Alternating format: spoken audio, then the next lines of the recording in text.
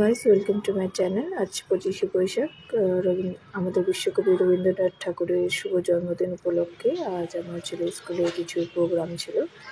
So আমি আমি আমার ছেলেকে নিয়ে স্কুলে গিয়েছিলাম কিছু প্রোগ্রামটা উপভোগ করার জন্য। তো কিছু বাচ্চারা এখানে কবিতা আবৃত্তি এবং কিছু ডান্স পারফরমেন্স করছিল। আমরা দেখলাম কিছুক্ষণ। তো আমার ছেলে তো খেলতেই ব্যস্ত হয়ে গেছে, যেহেতু কোনো পার্টিসিপেট করেনি, কিন্তু তাও নিয়ে গিয়েছি, একটু দেখালাম স্কুলের প্রোগ্রামটা। তো আজকের দিনটা মনে পড়ে গেলে ছোটোবেলায় আমরা অনেক এনজয় করতাম। কবিগুরু রবীন্দ্রনাথ ঠাকুরের জন্মদিনে আমরা 25শে বৈশাখের দিন আমরা অনেক পারফরমেন্স করেছি, নাচ করেছি, আবৃত্তি করেছি। সেই খুশি লাগতো, এগুলো দেখে সব আগের দিনগুলি মনে পড়ে গিয়েছিল। আমার খুব ইচ্ছে হচ্ছিল আমিও গিয়ে একটু নিচে আসি, একটু করি।